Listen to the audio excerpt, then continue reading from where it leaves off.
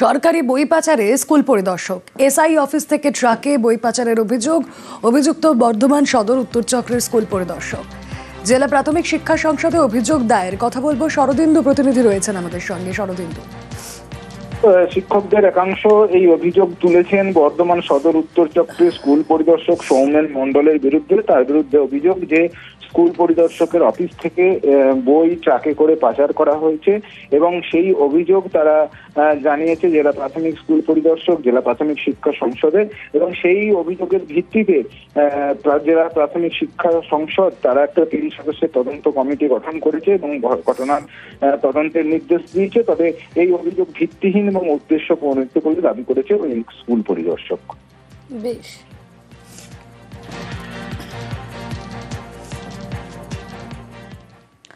East West metro কি বেসরকারি সংস্থার হাতে তুলে দিতে চাইছে রেল? এ নিয়ে জোর জল্পনা। জানা গিয়েছে 14 জুলাই কলকাতা মেট্রোর সাপ্তাহিক রিভিউ মিটিং এ বেসরকারিকরণ নিয়ে আলোচনা হয়েছে।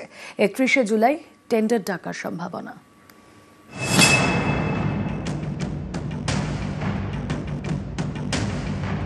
East West metro Howrah Maidan থেকে সেক্টর 5। এই ইস্ট ওয়েস্ট মেট্রো কি বেসরকারি হাতে তুলে দিতে চাইছে রেল?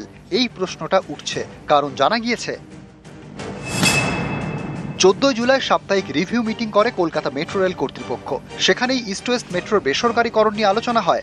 আগামী 31 জুলাই এ নিয়ে টেন্ডারও রাখতে পারে কলকাতা মেট্রো কর্তৃপক্ষ। ইস্ট ওয়েস্ট মেট্রো এখনো পুরোপুরি চালু হয়নি। দুভাগে মেট্রো চলে, সেক্টর 5 শিয়ালদা এবং এসপ্লানেড হাওড়া ময়দান। মেট্রো রেলের কর্মী সংগঠনগুলির দাবি, ইস্ট ওয়েস্ট মেট্রো পথে ট্রেন চালিয়ে লাভের ঝুলি প্রায় শূন্য।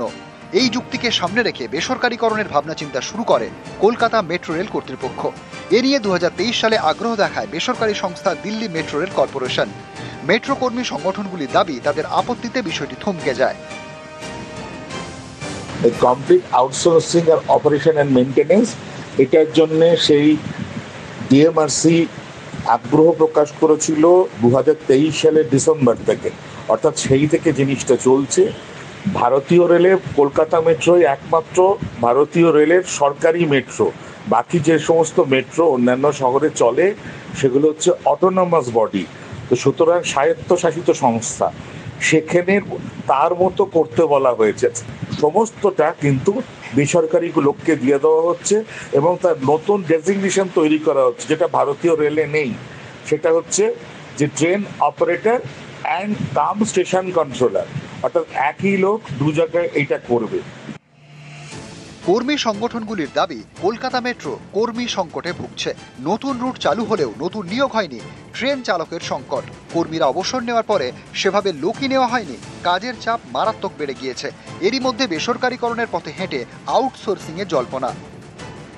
আমরা মেট্রো রেলের মেন্স ইউনিয়নের পক্ষ থেকে মেট্রো রেলের যে কোনো ধরনের বেসরকারিকরণের তীব্র বিরোধিতা করছি এবং আগামী দিনেও করব। সার্বিকভাবে রেলটাকে যেভাবে তারা বিপর্যস্ত করছে, রেলের যে বেসরকারিকরণ ঢালাওভাবে চলছে, পরিষেবা, রক্ষণাবেক্ষণ, যাত্রী সুরক্ষা, সমস্তটা যেরকম 12টা বাজাচ্ছে এই বিজেপি সরকার, বেসরকারি হাতে অনেক জায়গায় তুলে দিচ্ছে। এই সর্বনাশা খেলার অঙ্গ হয়ে যাচ্ছে সব। পশ্চিমবঙ্গে এত মোড়ে মোড়ে উন্নয়ন, তাও আজকে পশ্চিমবঙ্গ 200 বছর পিছিয়ে গেল। আর বেসরকারিকরণ যদি হয়েও থাকে, তারপরেও ভারতবর্ষ 4র্থ স্থান গ্রেট ব্রিটেনকে পিছনে ফেলে দিয়ে, সেখানে বাংলার মানুষ বুঝতেই পারছে যে কোন দিকে তাদের যেতে হবে। আবির ঘোষাল, নিউজ 18 বাংলা।